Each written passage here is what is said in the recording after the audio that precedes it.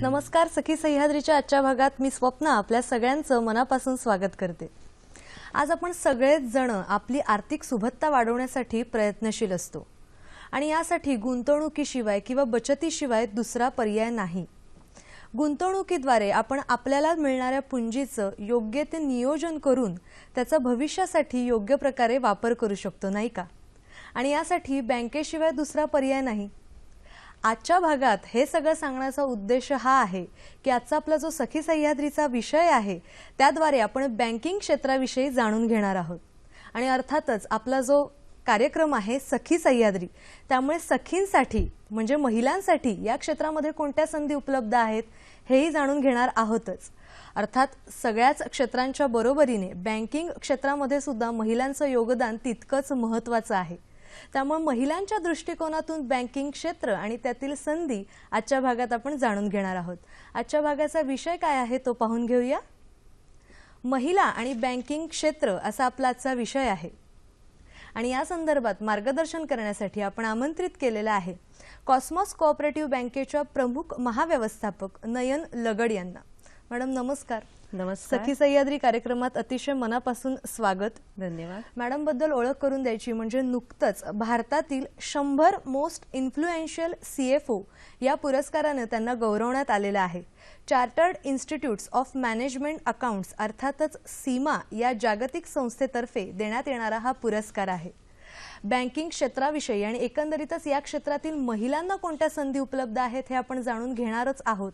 तुमचा सहभाग सुद्धा तितकाच महत्त्वाचा आहे। संपर्कासाठी दूरध्वनी क्रमांक काय आहेत ते पाहून घेऊया।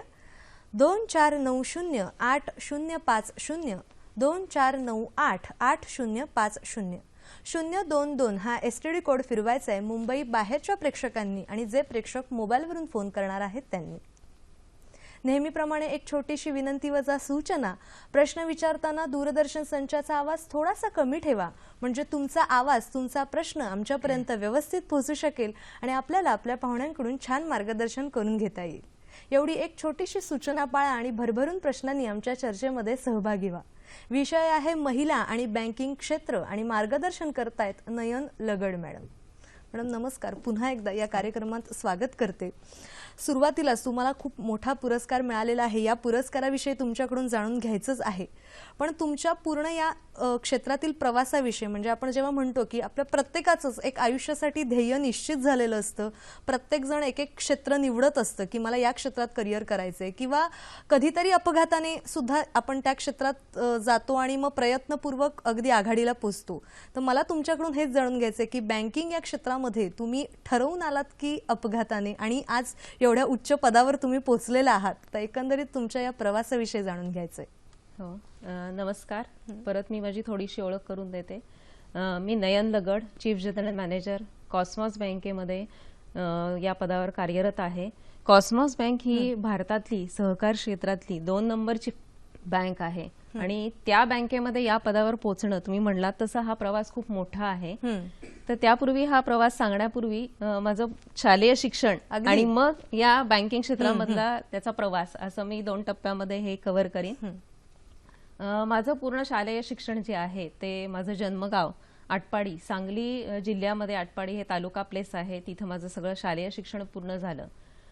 घरातच माझे बाबा शिक्षक असल्यामुळे घरातच पूर्ण शैक्षणिक वातावरण होतं, त्यामुळे पुढे इथं फक्त शालेय शिक्षणापर्यंत न थांबता पुढेही यामध्ये करिअर करायचं असा विचार केलेला होता, ध्येय ठरवलेलं होतं। तुम्ही म्हणलात तसं बँकेत कसं आलं तर थोडंसं त्याचं जे आपण म्हणतो तर मूळ जे आहे ते शाळेमध्ये असताना आमचे बाबा आम्हाला बँकेमध्ये पैसे काढण्यासाठी किंवा पैसे भरण्यासाठी पाठवायचे आणि तेव्हा एक थोडंसं अट्रॅक्शन बँकेमध्ये पैशांविषयी आणि व्यवहारांविषयी तयार झालं, त्यामुळे हे थोडंसं उपजत त्याच्यामध्ये झालं। त्यामुळे पुढे कॉमर्स करायचं असा एक निर्णय मी घेतला, कॉमर्समध्ये पुढे आपण करायचं ग्रॅज्युएशन। आणि मग त्याकरता आटपाडीहून सांगली आणि कोल्हापूर या ठिकाणी आम्ही ते कॉलेज शिक्षण पूर्ण केलं आणि त्याच्यानंतर मग सीए कडे मी वळले।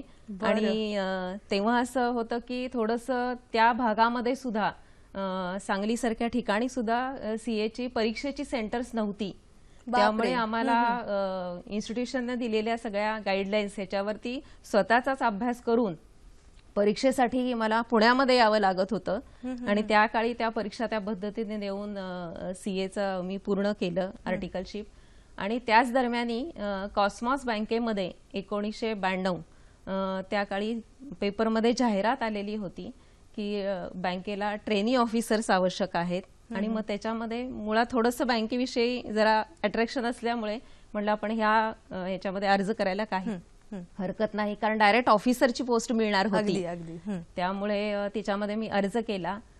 बँकेमध्ये इंटरव्ह्यू झाल्यानंतर सिलेक्शन झालं आणि 1992 साली मी ट्रेनी ऑफिसर म्हणून बँकेमध्ये रुजू झाले.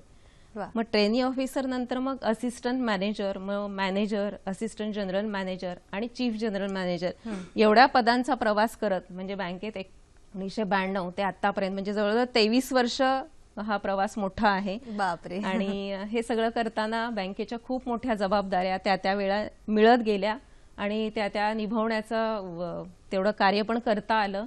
आणि तिथपर्यंत पोहोचण्याकरता सगळ्यांचा सहकार्य पाठिंबा हा मुळात होताच. पण तुम्ही म्हणलात तसं की या मोठ्या पदापर्यंतचा प्रवास हा खूपच खूप काठिण्य पातळीवरून हा प्रवास केलेला आहे. आणि जसं तुम्ही म्हणालात की सीएच्या म्हणजे त्यावेळेला सांगलीमध्ये तुमच्या गावी सेंटर्स नव्हती, केंद्र नव्हती, परीक्षा केंद्र, आणि अशा वेळेला तुम्हाला पुण्यात यावं लागायचं. आणि सीए परीक्षा म्हटलं की अजूनही थोडीशी धडकी भरते की कठीण परीक्षा असते. पण आता तितक्याशा सोयी सुविधा उपलब्ध झाल्या आहेत, म्हणजे अगदी कोचिंग क्लासेस आहेत किंवा जसं तुम्ही म्हणालात की परीक्षा केंद्र सुद्धा त्या शहरात उपलब्ध होऊ शकतो. आणि मग अशा वेळेला तुम्ही ही सीएची परीक्षा पास होणं म्हणजे खरंच खूप एक मोठी गोष्ट आहे. तर त्याची तयारी आणि एकंदरीतच तुमचं या क्षेत्रातलं तुम्ही सांगितलेलं आहेच, पण सीए बद्दलच्या तयारीविषयी सांगा. येस, त्याच्यामध्ये पूर्वी असं होतं की ग्रॅज्युएशन झाल्यानंतरच सीए साठी प्रवेश मिळत होता. त्यामुळे ग्रॅज्युएशन आधी कंप्लीट करावं लागलं. आणि नंतर त्याच्याही मध्ये मला असं अभिमानाने सांगावं वाटतं की कोल्हापूर युनिव्हर्सिटी मध्ये 3rd रँकमध्ये मी बीकॉम झालेली आहे. आणि त्यामुळे पुढे मी ठरवलेलं होतं की याच्यामध्ये अजूनही पुढे जायचं. आणि म्हणून सीए ही त्यावेळी खूप महत्वाची पदवी आणि ते शिक्षण मानलं जायचं. त्यामुळे मला खूप त्याचं अट्रॅक्शन होतं, म्हणून मी सीए साठी ऍप्लिकेशन केलं. आणि तेव्हा असं होतं, मी म्हणलं तसं की कोचिंग क्लासेस किंवा काहीही नव्हते. इन्स्टिट्यूशनच्या जे बुकलेट्स यायचे आणि त्याच्यामध्ये जे काही गाईडलाईन्स असायच्या त्याप्रमाणे पुस्तकं रेफर करून अभ्यास केलेला होता.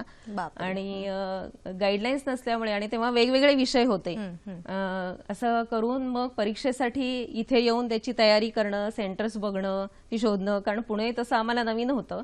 पण तेही त्या पद्धतीनं पार पाडल्यानंतर हे आता एवढे त्याचे फळ मला दिसतंय.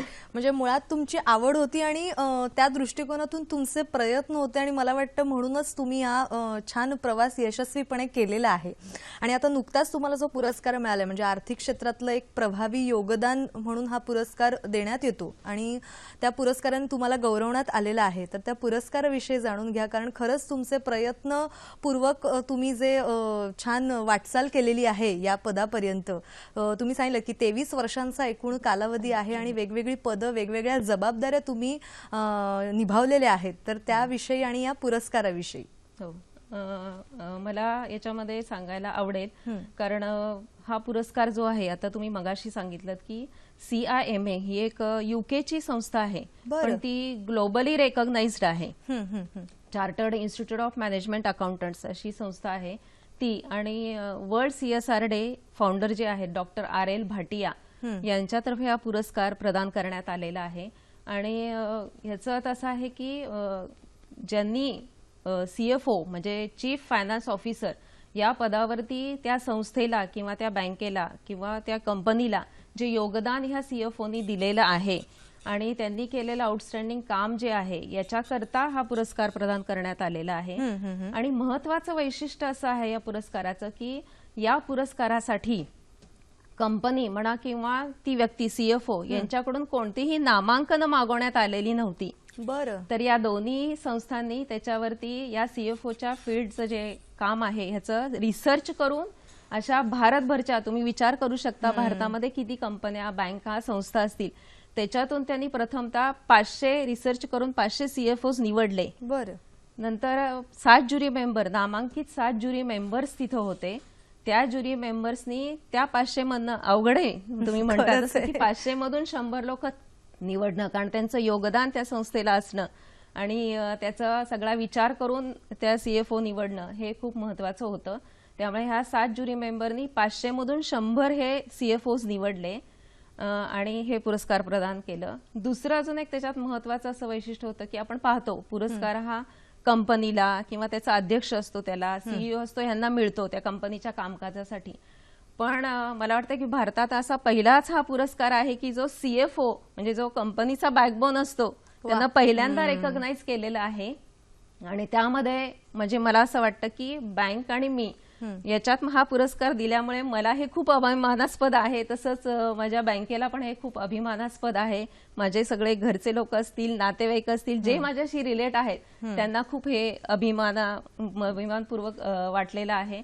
आणि हा पुरस्काराचं म्हणजे एक मी असं एक माझ्या ह्याच्यातली गोल्डन एक जे आपण म्हणतो सोनेरी सोनेरी क्षण, क्षणात सोनेरी घेऊन आठवण. ठेवावं असं हे पुरस्कार आहे. वा. तुमच्याकडून म्हणजे तुमचा हा जो प्रवास आहे तो जाणून घेताना आता बँकिंग क्षेत्रामध्ये नक्की कोणत्या कोणत्या संधी आहेत हे जाणून घ्यायचं आहे. पण एक फोन आलेला आहे तो आपण घेऊया आणि मग या मुद्द्याकडे येऊया. दीप्ती आपल्याशी बोलतायत चिंचवडहून. नमस्कार मॅडम. हॅलो मॅडम, दोघांना पण नमस्कार. नमस्कार. नमस्कार. माझं M.Com झालेलं आहे. तर मला जर घरगुती अकाउंटची कामं करायची असतील तर त्याकरता कोणता कोर्स करावा लागेल किंवा काय करावं लागेल? बरं, धन्यवाद. येस, काय सांगाल? आता ह्याच्यामध्ये असं आहे की याचा मी अजून दुसऱ्या बाजूने पण विचार करून उत्तर देऊ शकते की फिनान्शियल इन्क्लुजन आता एक सरकारने एक प्रोजेक्ट राबवलेला आहे. बरं. त्याच्यामध्ये असं आहे की तळागाळातल्या लोकांपर्यंत बँकांना पोचल्या पाहिजेत असं आहे की तळागाळातल्या प्रत्येक कस्टमर आहे किंवा ग्राहक आहे तिथपर्यंत बँक पोहोचली पाहिजे.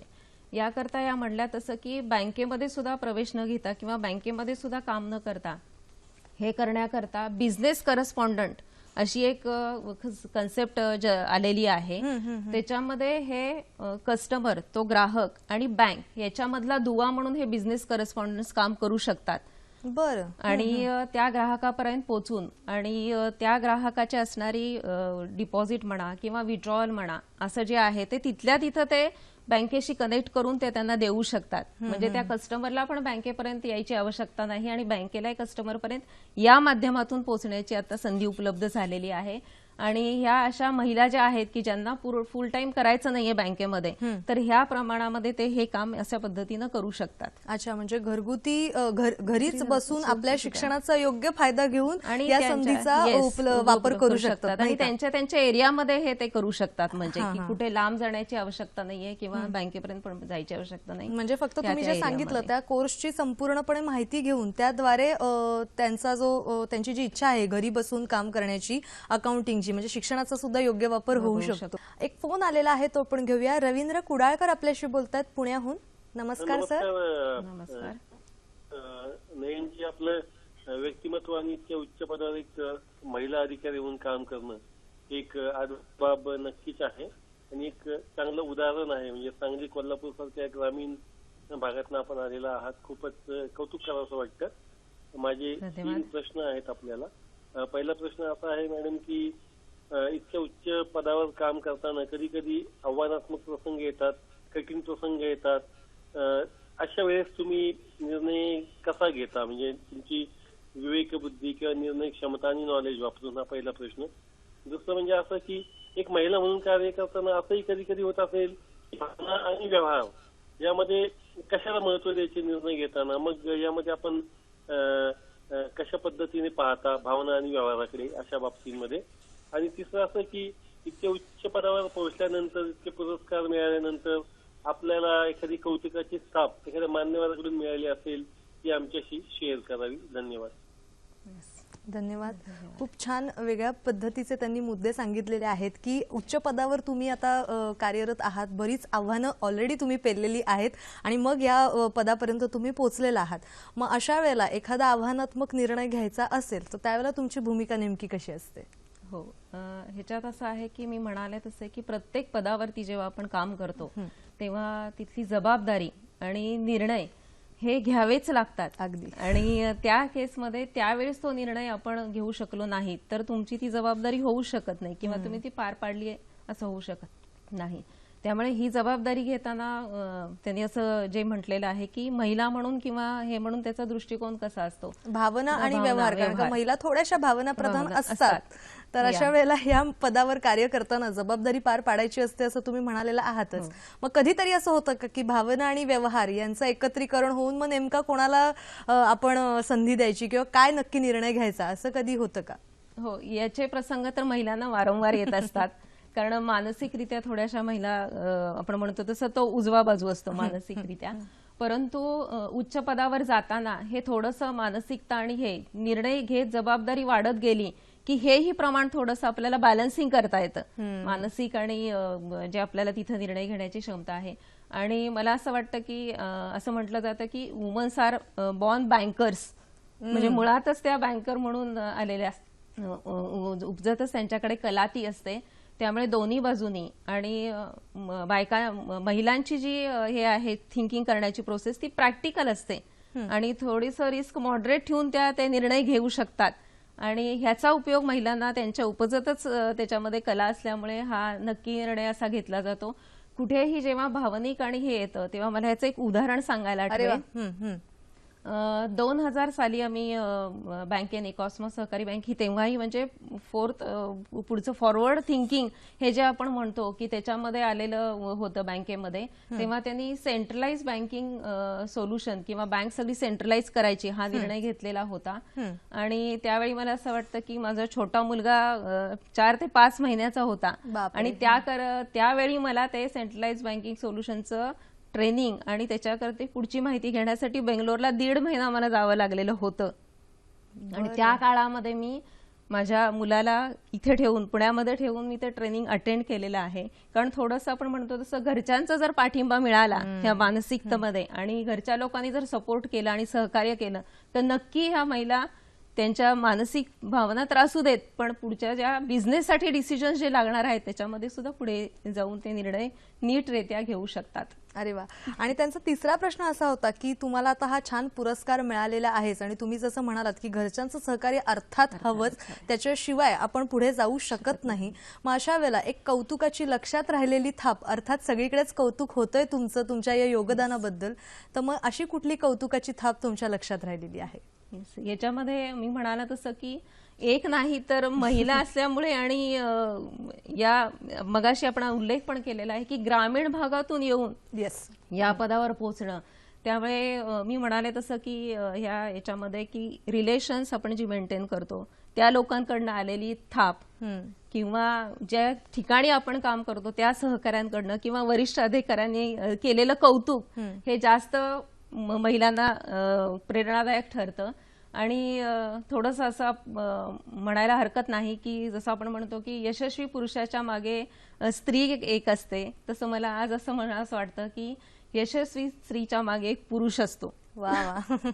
त्यामुळे नक्कीच नवऱ्याकडून मिळालेली थाप ही महत्वाची आहे. वा वा. आणि नवऱ्याची साथ सुद्धा तितकीच महत्वाची आहे. त्याविषयी तुमच्याकडनं जाणून घ्यायचंय की बँक आणि घर असा तुम्ही समतोल कसा साधला आणि मग तुम्ही महिलांना काय संदेश द्याल हे जाणून घ्यायचंय. पण एक फोन आलेला आहे तो आपण घेऊया आणि मग या मुद्द्याकडे येऊया. भारत वाव्हळ आपल्याशी बोलतायत डोंबिवलीहून. नमस्कार सर. मॅडम, माझा प्रश्न असा आहे की आपल्याजवळ असणाऱ्या पैशाची सुरक्षितता म्हणून आपण पैसे बँकेमध्ये फिक्समध्ये किंवा रिकरिंगमध्ये ठेवतो वगैरे आणि महिन्याला आपल्याला बँकेकडून हे व्याज पण मिळत असते.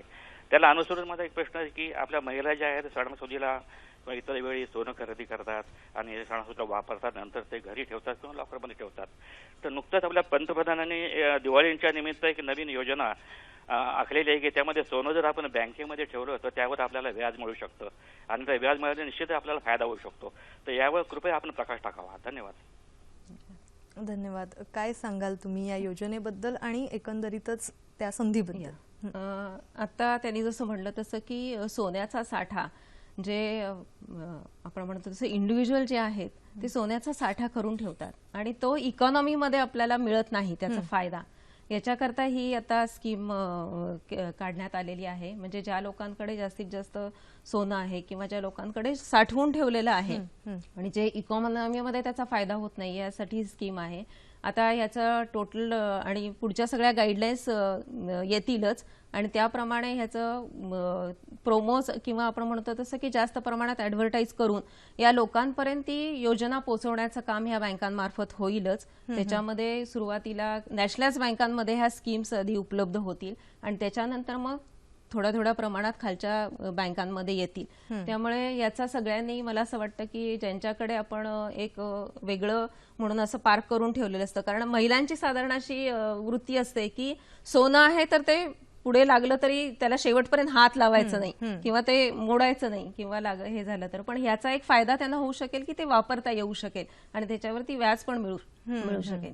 तर ह्या पुढच्या काळामध्ये ह्या सगळ्या डिटेल्स आणि हे आपल्याला मिळतीलच. म्हणजे जसं मॅडम तुम्ही सांगितलं की महिलांना या क्षेत्रामध्ये मुळातच त्या बँकिंगची एक वृत्ती असते असं तुम्ही म्हणाल किंवा कला असते या आणि त्यामुळे त्या छान निर्णय घेऊ शकतात आणि मला वाटतं सगळ्याच क्षेत्रामध्ये महिलांनी पुरुषांच्या बरोबरीने छान झेप घेतलेली आहे. मग बँकिंग क्षेत्र का नसावं, तर या क्षेत्रात सुद्धा महिलांचं योगदान आहेच. तुम्ही छान उदाहरण आहात आज आमच्या समोर.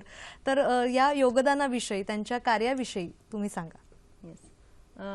या प्रश्नाचं सुद्धा मला 2 टप्प्यामध्ये उत्तर द्यायला आवडेल. एक तर आता भारतामध्ये असलेले महिलांचं कामकाज आणि त्यांचा कार्यभाग त्या भारतामधल्या आपल्या क्षेत्रामध्ये बँकिंग क्षेत्रामध्ये, आणि एक माझ्या कॉस्मॉस बँकेमध्ये महिलांचे प्रमाण आणि त्यांचं कार्यभाग, असं 2 टप्प्यामध्ये हे उत्तर असेल माझं. आता भारतामध्ये बँकिंग क्षेत्रामध्ये महिलांचं प्रमाण हे साधारण 25% आहे. बरं. आणि त्याच्यामध्ये उच्च पदावरती ज्या आहेत त्याचा थोडासा मी इथे मला उल्लेख करावासा वाटतो की जर आपण बँकिंग हिस्ट्री मागे बघत गेलो तर पहिल्यांदा 1990 साली ललिता गुप्ते म्हणून ICICI बँकेमध्ये त्यांनी उच्च पदावर काम केलेलं आहे. आणि त्याच काळामध्ये रंजना कुमार या इंडियन बँकेमध्ये MD आणि चेअरपर्सन होत्या आणि पहिल्या पब्लिक सेक्टर बँकेमध्ये पहिल्यांदा महिला या पदावरती काम करण्याचा हा त्यांचा पहिला मान म्हणजे विराजमान त्या झालेल्या होत्या रंजना कुमार. आणि त्याच्याही पुढे आपण असं बघितलं उच्च पदावरती तर रिझर्व्ह बँकेच्या डेप्युटी गव्हर्नरपदी 2 महिला विराजमान झालेल्या होत्या. त्या म्हणजे श्रीमती उषा थोरात आणि श्रीमती श्यामला गोपीनाथन यांनी ही डेप्युटी गव्हर्नर म्हणून काम केलेलं आहे रिझर्व्ह बँकेमध्ये. त्याच्यानंतरची जी आता सध्याचा काळ आहे ह्याच्यात एक नाव तर आपल्या सगळ्यांच्याच तोंडी असतं ते म्हणजे श्रीमती चंदा कोचर. त्या ICICI बँकेच्या CEO आहेत आणि त्यांच्या कारकिर्दीमध्ये ह्या बँकेने खूप रेकॉग्निशन मिळवलेलं आहे. म्हणजे एक महिला ही बँक पूर्ण चालवते आणि त्याला एवढ्या ह्याच्यावरती निवृत्ती देते कारण ती प्रायव्हेट सेक्टरमधली लार्जेस्ट बँक आपल्या भारतामधली आहे. आणि मला असं इथे अजून असं सांगावं वाटतं की त्यांचा फॉर्च्यूनच्या यादीत किंवा फोर्ब्सच्या यादीमध्ये most powerful woman in business किंवा 100 most powerful CEO in the banking sector असे त्यांना नावं झळकलेली आहेत श्रीमती चंदा कोचरची. त्यांना पद्मभूषण पण अवॉर्ड मिळालेला आहे. म्हणजे महिला त्या क्षेत्रामध्ये खूप पुढे जाऊन बँकिंग क्षेत्रामध्ये खूप चांगलं कार्य करू शकतात. कारण आपण असं म्हणतो की एखाद्या इकॉनॉमीची ग्रोथ किंवा इकॉनॉमी त्याची हेल्दी कशाच्या डिपेंड आहे तर बँकिंग क्षेत्रावरती ती डिपेंड आहे. नंतरचं पुढचं नाव मला घ्यायला आवडेल की श्रीमती अरुंधती भट्टाचार्य या स्टेट बँकेच्या चेअरपर्सन आहेत. आणि मला असं वाटतं की स्टेट बँकेच्या 207 वर्षाच्या इतिहासात या पदावरती महिला म्हणून पहिल्यांदा विराजमान होण्याचं पण त्यांना पहिल्यांदा विराजमान झालेल्या आहेत. त्यामुळे त्यांचंही याच्यामध्ये मला नाव घ्यायला आवडेल. त्यानंतर आपण बऱ्याच लोकांची महिलांची नावं आहेत की शिखा शर्मा ॲक्सिस बँक किंवा नैना लाल किडवाई, नंतर रेणू सूद कर्नाड या मोठ्या महिला आहेत की ज्यांनी या उच्च पदावरती काम करून बँकिंग क्षेत्राला पुढे नेलेलं आहे. आता आपण बघितलं तर 2013 साली भारतीय महिला बँक म्हणूनच स्थापन झालेली आहे. आणि त्याच्यामध्ये उषा अनंत सुब्रमण्यम ह्या त्या चेअरपर्सन आणि MD म्हणून काम कार्यरत आहेत महिलांसाठी असलेली बँक. आणि त्याचा उद्देश असाच आहे की महिलांना जास्तीत जास्त बँकिंग सेक्टरमध्ये आणायचं किंवा त्यांना घ्यायचं, कारण त्याचं प्रमाण खूप कमी आहे. 26% कस्टमर जे आहेत त्या महिला ज्या आहेत त्या टोटल महिलांपैकी 26% आता बँकिंगमध्ये आहेत किंवा त्यांचे अकाउंट्स आहेत. तर त्यांचं पूर्णपणे योगदान बँकेमध्ये किंवा इकॉनॉमीमध्ये येण्यासाठी या सगळ्या महिला कार्यरत आहेत. नंतर विजयलक्ष्मी अय्यर किंवा अशा सगळ्या यांची आपण नावं घेऊ शकतो की ज्यांनी हे कामकाज केलेलं आहे बँकिंग सेक्टरमध्ये महत्त्वाचं. दुसरा टप्पा जसं मी म्हणलं तसं की कॉस्मॉस बँक, या कॉस्मॉस बँकेमध्ये महिलांचं जे आहे योगदान ते 1983 पासून सुरू झालं. कारण 1983 पासून महिलांची भरती बँकेमध्ये झाली. 1906 साली स्थापन झालेली असली पतसंस्था असली तरी नंतर बँकिंगमध्ये बँकेने काम केलेलं आहे आणि 1983 साली महिला आल्या बँकेमध्ये. त्यापूर्वी थोडंसं 2 वर्ष आधी आपण जर असं बघितलं तर संचालक मंडळामध्ये महिला सदस्य बँकेने घेतलेले होते, नियुक्त केलेले होते. त्यामुळे 1981 साली संचालक मंडळामध्ये महिला आहेत आणि अजूनही ते कंटिन्यूड आहे. आता सुद्धा चालू महिला संचालक मंडळामध्ये एक महिला सदस्य आहेत बँकेच्या. आजचं जर आपण आता बघितलं तर कॉस्मॉस बँकेमध्ये एकूण 2010 पर्यंत महिलांचं प्रमाण हे 38% होतं.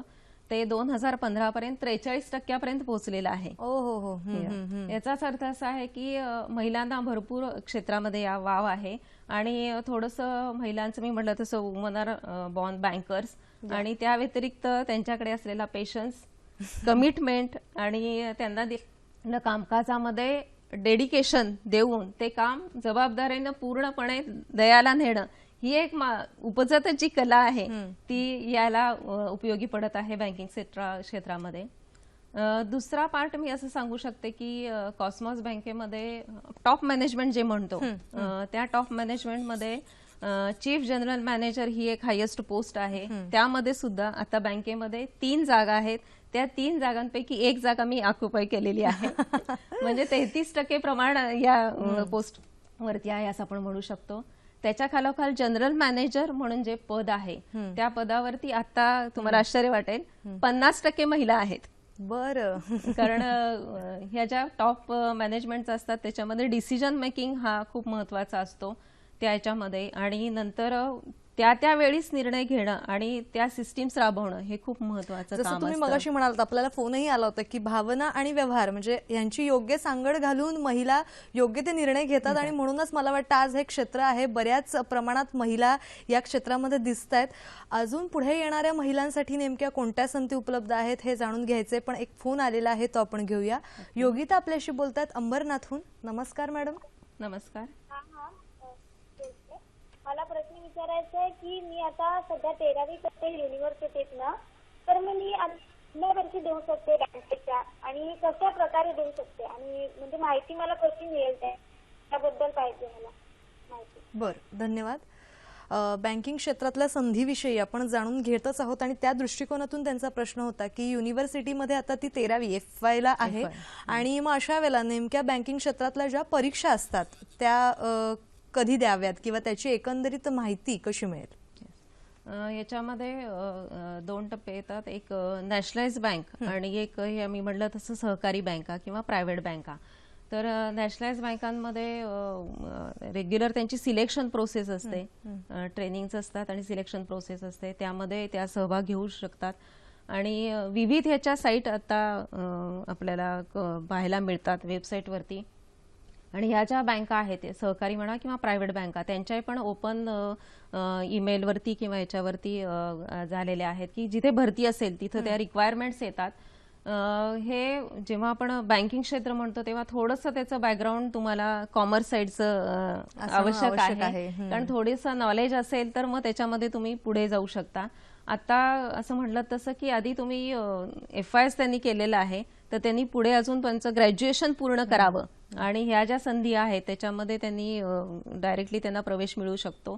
कारण आधी ग्रॅज्युएशनमध्ये थोडंसं असतं की तुम्हाला मग क्लार्क लेवल किंवा मग त्याच्यानंतर मग प्रमोशन्स असं मिळत जाऊन ऑफिसर होऊ शकतात. पण तुम्ही डबल ग्रॅज्युएशन केलं असेल किंवा मार्केटिंगमध्ये MBA फायनान्स किंवा याच्यामध्ये केलं असेल तर तुम्हाला डायरेक्ट ऑफिसरच्या पण पोस्ट मिळू शकतात डायरेक्टली. त्यामुळे त्यांनी तसं पुढचं शिक्षण पूर्ण केलं तर त्यांना नक्कीच उपलब्ध आहेत. योग्य ते शिक्षण घेतल्यानंतर मला वाटतं या क्षेत्रामध्ये बऱ्याच संधी आहेत. मॅडम जसं तुम्ही सांगितलं की महिलांचं योगदान खरंच खूप आहे या क्षेत्रामध्ये सगळ्याच क्षेत्रांच्या बरोबरीने अगदी यशस्वीपणे, कारण एक उपजत गुण असतात जे तुम्ही सांगितलेले आहेतच. मग अशा वेळेला या क्षेत्रामध्ये समजा महिलांना यायचं असेल तर नेमक्या कोणत्या कोणत्या संधी उपलब्ध होऊ शकतात?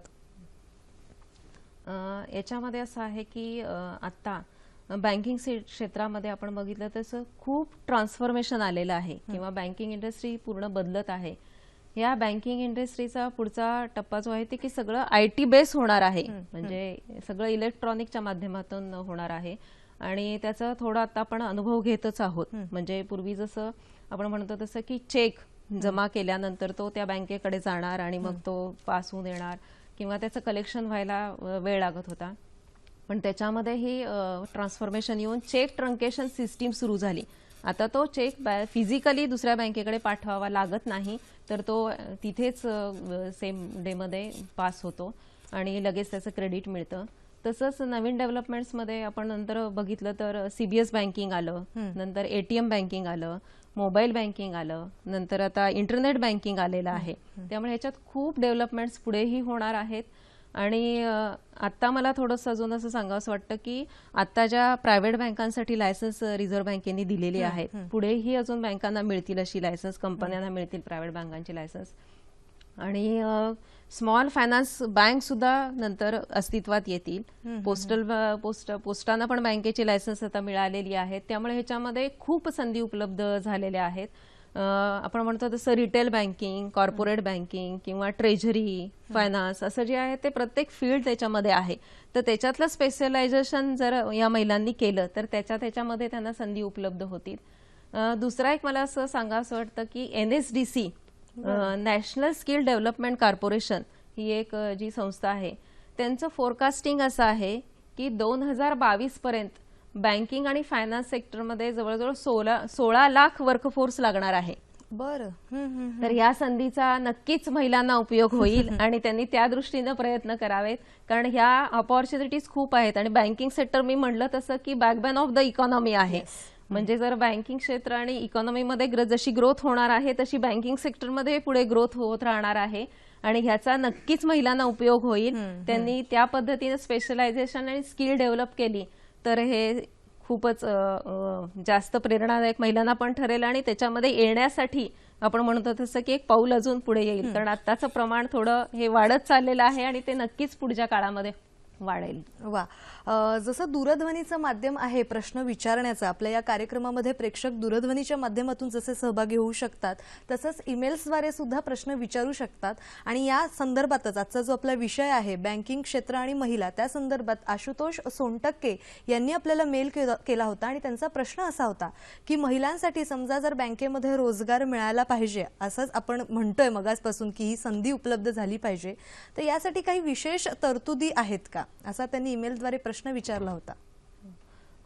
याच्यामध्ये असं आहे की जसं आपण म्हणतोय तसं की काही रिझर्वेशन्स वगैरे हे तरी आता बँकांमध्ये नाही आहेत, कारण हे फक्त आता सरकारी जे आहेत आपण म्हणतो तसं पार्लमेंट, ग्रामपंचायत किंवा याच्यामध्ये हे कोटा असतात फिमेलसाठी. पण बँकिंग क्षेत्रामध्ये असं कुठल्या बँकेमध्ये आता तरी फिमेलसाठी वेगळी कॅटेगरी किंवा असं नाहीये. पण मी म्हणाले तसं की बँकिंग क्षेत्रामध्ये आता महिलांचं प्रमाण खूप वाढतं आहे, कारण त्यांच्याकडे जे उपजत गुण आहेत त्याचा उपयोग बँकिंग क्षेत्राला पण होतो आहे. तर त्यामुळे जरी रिझर्वेशन्स नसली तरी बँका ह्याच्यामध्ये नक्की पुढे येतील आणि कदाचित पुढच्या काळामध्ये हे रिझर्वेशनची पॉलिसी पण निर्माण होऊ शकेल, कारण त्यांचं योगदान बघून किंवा त्यांचं केलेलं काम बघून ही करण्याचं कदाचित गरज आहे. आणि बँकिंग क्षेत्र पुढे न्यायचं असेल तर महिला नक्कीच ह्याच्यामध्ये जास्त सहभाग आणि चांगल्या देऊ शकतात. तर महिलांनी नक्कीच पुढे यावं. आणि यांच्या प्रश्नाचं उत्तर आहे की याच्यामध्ये वेगळी पॉलिसी करण्याची गरज नाही, कारण महिला स्वतःहून आता पुढे येत आहेत. मला वाटतं या संधीचा योग्य तो उपयोग करून घेणं हे मला वाटतं महिलांच्या हातात आहे आणि महिला करतील, नाही का. एक फोन आलेला आहे तो आपण घेऊया. शंकर गायकवाड आपल्याशी बोलतात सांगलीहून. नमस्कार सर. नमस्कार. हॅलो, नमस्कार मॅडम. नमस्कार. पहिलं मी तुमचा आभार मानतो, आणखीन अभिनंदन करतो की आज आमच्या दुष्काळी तालुक्यातून तुम्ही ह्या उंच पदावर पोहोचला, ही आम्हाला स्वाभिमान वाटतो. आणि ती स्वाभिमान वाटला म्हणून मी तुम्हाला कॉल केलेला आहे. आणखी ह्याच्यामुळं विशेष म्हणजे काय, आमच्या दुष्काळी भागातनं तुम्ही गेला, आणखीन ग्रामीण भागातनं तुम्ही ह्या उंच पदावर गेला, ही एक मला आनंदाची गोष्ट वाटली. आणि विशेष समाधान म्हणजे आमच्या दुष्काळी भागातनं तुम्ही येथे या स्टेपला पोहोचला, ही डबल आनंद. म्हणून आता आम्ही एक आनंद माझा वैयक्तिक आनंद तुमचा हे केलं मी. धन्यवाद. आणखी आता मला आपला एक प्रश्न विचारा. तुमच्याशी प्रश्न दुसरा विचारायचा आहे. आपण ग्रामीण भागाला तुम्ही ओळखता. मी आहे मूळ गाव माझं शेटपळ. ओके, बर. शेटपळचा मी असल्यामुळं तर तिथनं आता मला एक प्रश्न करायचा होता की ग्रामीण भागातल्या महिलासाठी तुम्ही बँकिंग क्षेत्रात काय काय सवलती जाहीर करताय, काय काय त्यांच्याकरता आहे, हे आम्हाला थोडंसं सांगितलं तर बरं होईल. धन्यवाद. ही आणखीन एक प्रेक्षकांकडून आलेली कौतुकाची थाप होती तुमच्यासाठी आणि त्यातून त्यांचा प्रश्न असा होता की ग्रामीण भागातील महिलांसाठी काही विशेष संधी आहेत का? प्रथमतः मी त्यांचा आभार मानते, कारण मी मगाशी म्हटलं तसं की ग्रामीण भागातून या पदावर पोहोचणं हे सुद्धा खूप महत्वाचं आहे. त्यांचा हा प्रश्न अगदी संयुक्तक आहे, कारण ग्रामीण भागामध्ये आपण म्हणतोय तसं की अजूनही बँकिंग सेक्टर किंवा हे पोहोचलेलं नाहीये. पण त्यांना मला एक असं सांगावंसं वाटतं की तिथं जे महिला बचत गट आहेत त्याच्यामध्ये ह्या महिला सगळं काम करतात, महिला बचत गटांमध्ये. आणि मी असं सांगू शकते की आमच्या बँकेमध्ये सुद्धा अशा 950 महिला गट जोडलेले आहेत आणि त्यांच्या मार्फत जवळजवळ 10,000 कस्टमर्स म्हणजे आपण म्हणतो तसं महिला आणि त्यांचे फॅमिली मेंबर अटॅच झालेले आहेत. मी मगाशी पण असं म्हटलं की फायनान्शियल इन्क्लुजनमुळे तळागाळापर्यंत आपल्याला पोचायचं आहे बँकिंग सेक्टरला.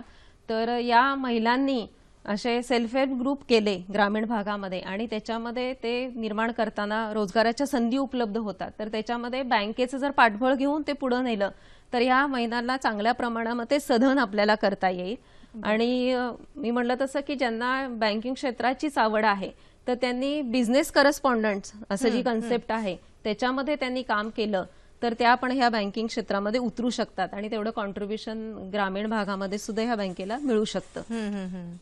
वा, जसं तुम्ही सांगितलं की म्हणजे बँकेमध्ये बऱ्याच संधी आहेत, एक अधिकारी म्हणून रुजू होण्यासाठी सुद्धा आणि गृहिणी म्हणून सुद्धा आपण हे असे कोर्स करून नक्कीच या क्षेत्राशी करू शकतो, नाही का?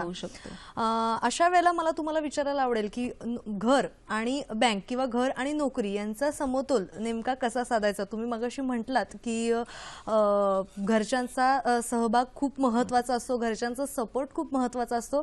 पण त्यापूर्वी एक फोन आलेला आहे, तो आपण घेऊया. वाशीहून बोलतायत. नमस्कार, ज्ञानल घाडगे बोलतायत आपल्याशी. नमस्कार. हा, हॅलो मॅडम, माझं नाव ज्ञानल घाडगे आहे. मी नवी मुंबईवरनं बोलते. मी MBA इन फायनान्स केलंय. मला आता बँकिंग सेक्टरमध्ये पुढे जायचं, तर मला काही मार्गदर्शन मिळेल का? बरं, धन्यवाद. फायनान्स केलेलं आहे त्यांनी, तर बँकिंग क्षेत्रामध्ये त्यांना पुढे जायचं आहे, तर त्या संदर्भात तुमचा सल्ला. मगाशी मी असं म्हटलं तसं की बँकिंग मुळातच हे फायनान्स सेक्टर असल्यामुळे नक्कीच MBA फायनान्स या लोकांना प्राधान्य आहे त्यामध्ये, कारण थोडीशी बॅकग्राऊंड फायनान्सची त्याच्यामध्ये तयार झालेली असते. तर या बँकेच्या मी म्हटलं तसं प्रत्येक बँकेच्या वेबसाईट आहेत. तर यांनी जर वेबसाईट सर्च केल्या तर त्याच्यामध्ये रिक्वायरमेंट दिलेल्या असतात, बँकेमध्ये उपलब्ध असलेल्या जागा आणि त्या कुठल्या जागा भरायच्या आहेत याच्याकरता माहिती सगळी उपलब्ध असते. तर त्याच्यामध्ये तुम्ही ईमेल थ्रू सुद्धा ऍप्लिकेशन करू शकता आणि त्याच्यातून तुमचा अर्ज स्क्रुटिनाइज झाल्यानंतर तुम्हाला कॉल येऊ शकतो आणि सिलेक्शन होऊ शकतं इंटरव्ह्यू झाल्यानंतर.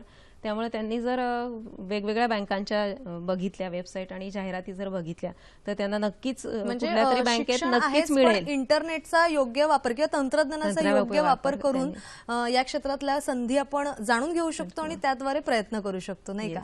जसं तुम्ही म्हणालात की घरच्यांचा सहभाग मिळणं किंवा घरच्यांचं सपोर्ट मिळणं, पाठिंबा मिळणं खूप महत्वाचं असतं.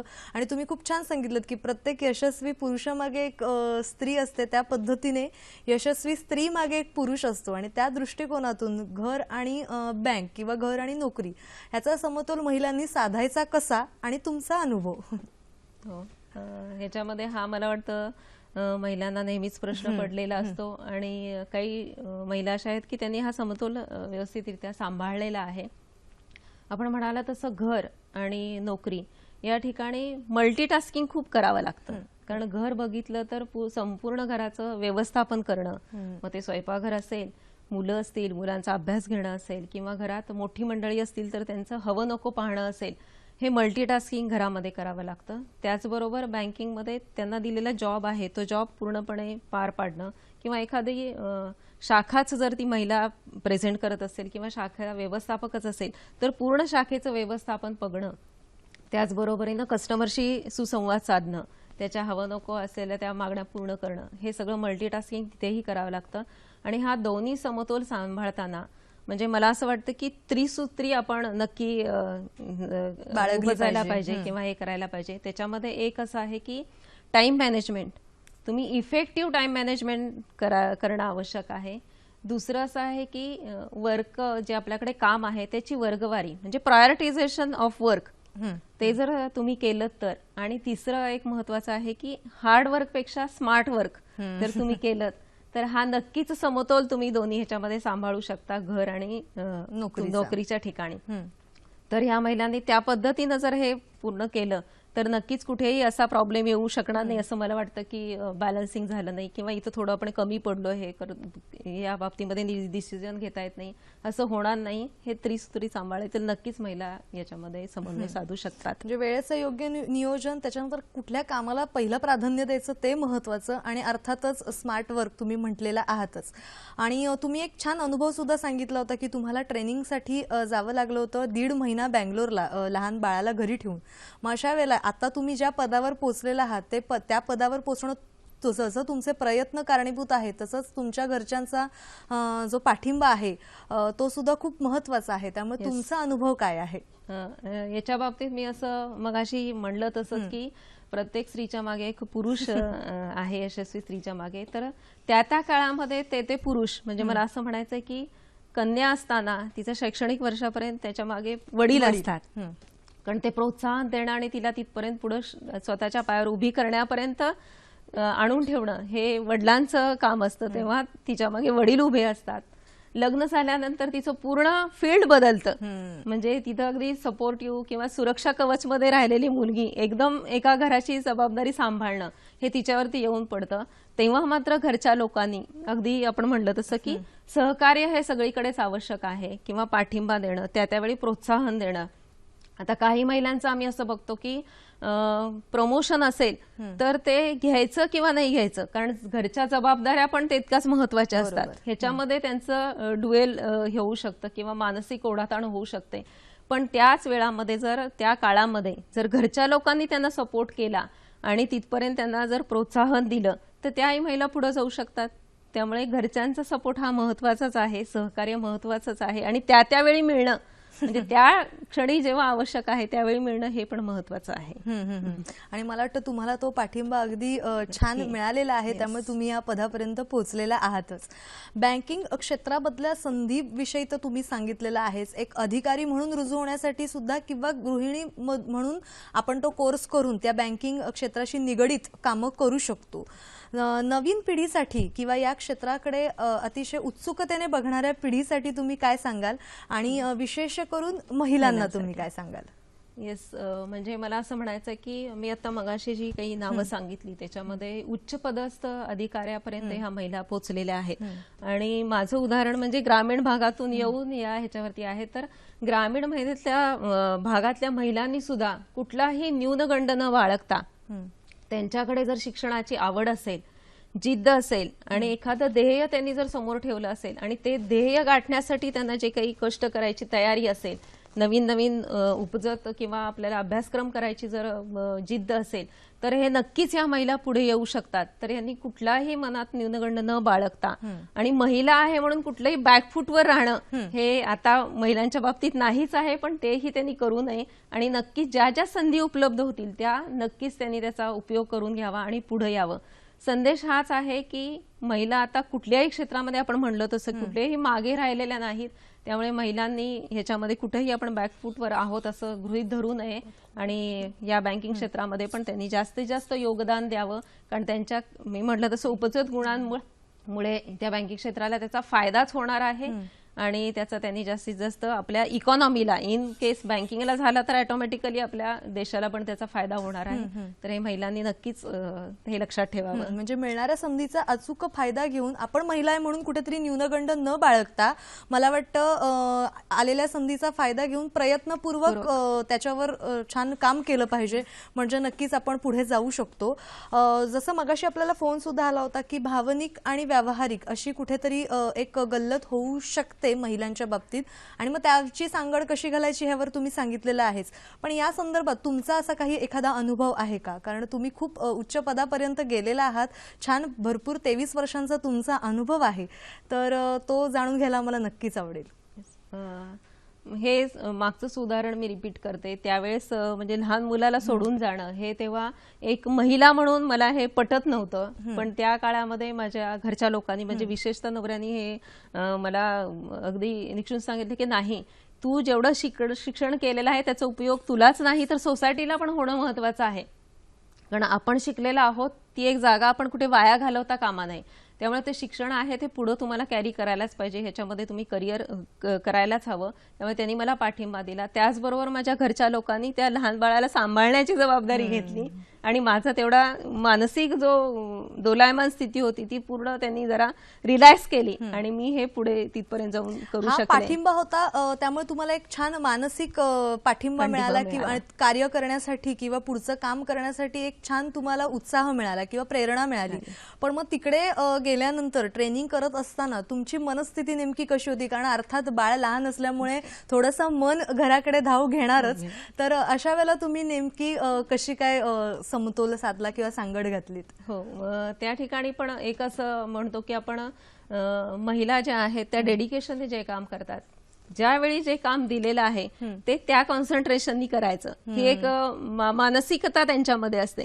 त्यामुळे त्या ट्रेनिंगला गेल्यानंतर ते ट्रेनिंग पूर्णपणे आत्मसात करून घ्यायचं आणि त्याच वेळी इकडचं पण वेळोवेळी खबर घेऊन की ओके आहे ना, बाळाचं काही प्रॉब्लेम नाहीये ना, किंवा व्यवस्थित सांभाळलं जाताना हे पण थोडंसं लक्ष ठेवून केल्यानंतर ते समन्वय साधला मला गेला. वाटतं अनुभव आल्यानंतर आणि घरच्यांचा जसं तुम्ही म्हणालात की व्यवस्थित पाठिंबा मिळाल्यानंतर आणि हा कामाचा अनुभव आणि प्रयत्न असतील तर मला वाटतं काहीच कठीण नाहीये. जसं मी मगाशी म्हटलं तसं की दूरध्वनीचं माध्यम आहेच तुमचे प्रश्न आमच्यापर्यंत पोहोचवण्यासाठी, पण तुमच्या प्रतिक्रिया, तुमच्या सूचना तुम्ही ईमेल्सद्वारे आम्हाला कळवू शकता किंवा नवीन विषय तुम्हाला काही सुचत असतील तर ते सुद्धा तुम्ही आम्हाला सुचवू शकता. त्यासाठी आमचा ईमेल आयडी आहे sakhisayadri@gmail.com. याशिवाय तुम्ही फेसबुकवर सुद्धा आमच्या या sakhisayadri.dd पेजला जाऊन व्हिजिट देऊ शकता, भेट देऊ शकता आणि तुमच्या प्रतिक्रिया नोंदवू शकता.